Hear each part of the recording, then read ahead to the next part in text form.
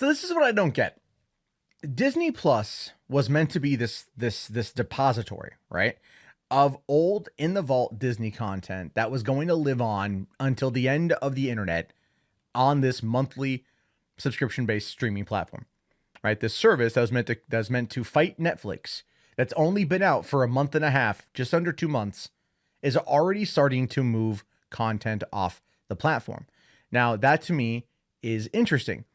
It really, really, really is interesting because I had thought that I originally read that content would not cycle off of Disney Plus because why would it? I'm paying money to access Disney's catalog. So if you start pulling content off of Disney's catalog, then what am I paying you for? I kind of feel like this is not the right move. This is a poor call so close to the launch of the platform. Now it says here that fans are freaking out that Disney Plus content is already being removed. And yeah, I don't blame them. But but it's when you look at the content that I think it's where maybe you start getting an idea. It said that when Disney announced it was going to be debuting a streaming service that it would house nearly their entire library of films, including titles that were hard to find on physical media. Fans were thrilled to consume the classics. No less than 2 months after Disney Plus debuted, the service has begun to remove titles, which subscribers are not too happy about. And why would they be? Fans knew that not every single Disney movie would be available on the service when the series launched last November. But though it seems like these removals for however long they might be is a disappointing realization to subscribers who thought films could be accessed in perpetuity. I mean, that's kind of the point, isn't it? Like, man, I really want to go back and watch like Cinderella, man.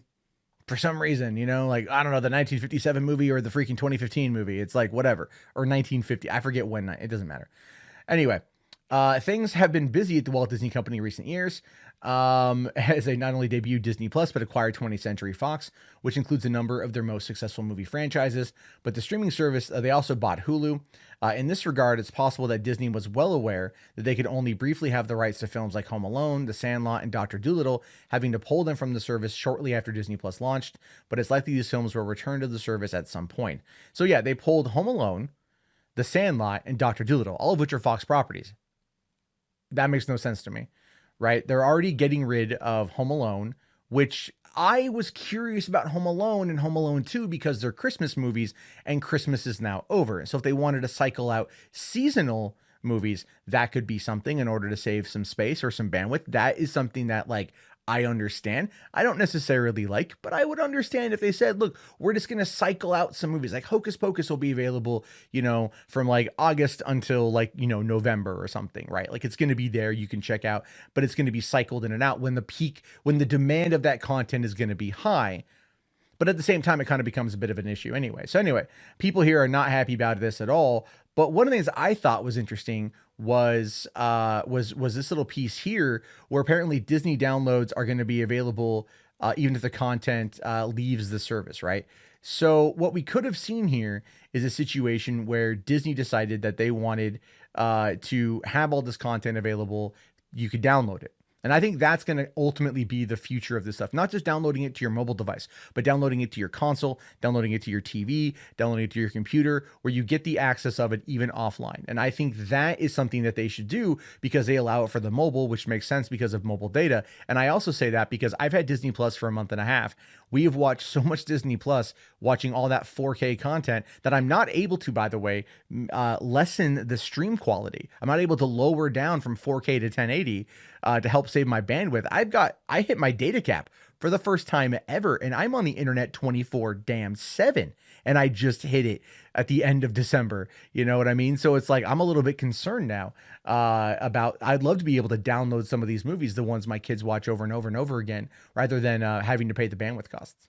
But they say here that they had thought that Bob Iger had said you could download it, but it says that during a talk, Bob Iger said that the Disney Plus downloads would remain in place even if the films themselves do not.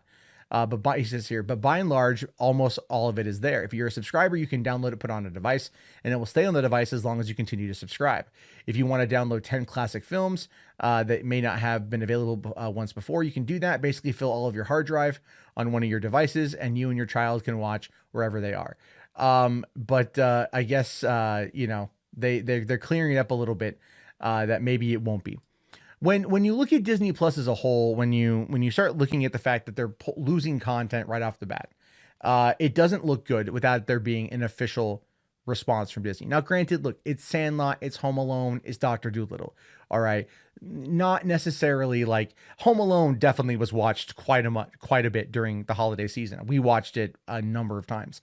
But so there's, I get that. But Sandlot, like it's more of a summer film. Dr. Dolittle is more of kind of a summer film, right? I think if it's the Eddie Murphy Dr. Dolittle, that came out in May of 2003. So it's like, and it's a good movie. You should see it. That was sorry. I'm thinking Daddy Daycare. That was like 1999 was for that one, right? 98, 99, somewhere in there for Dr. Dolittle.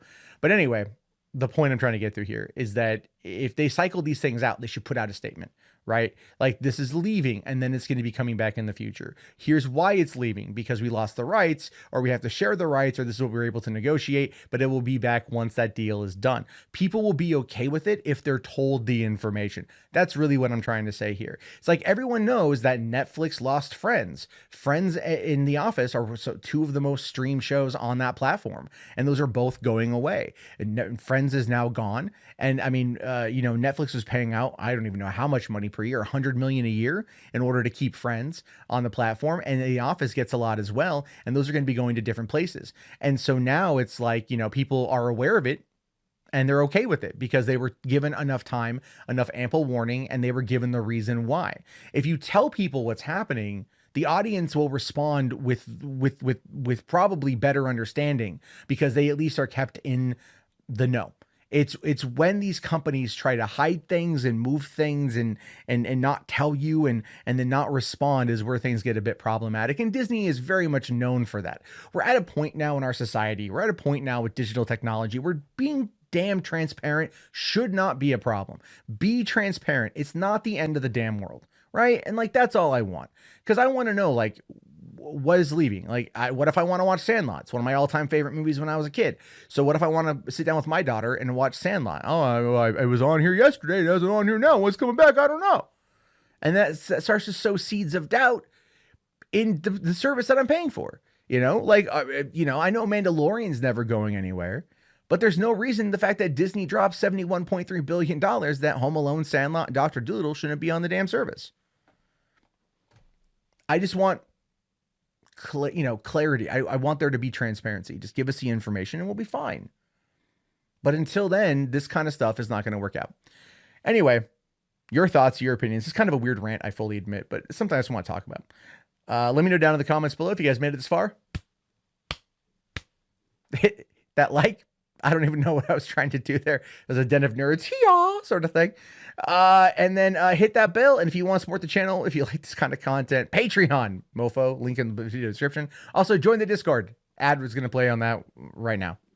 Hey, thank you very much for watching the video. If you want to keep the conversation going, and if you made it this far, you clearly do, come on in and join the Discord. Link is in the video description. Can't wait to see you there. Have yourself a great day, and peace out.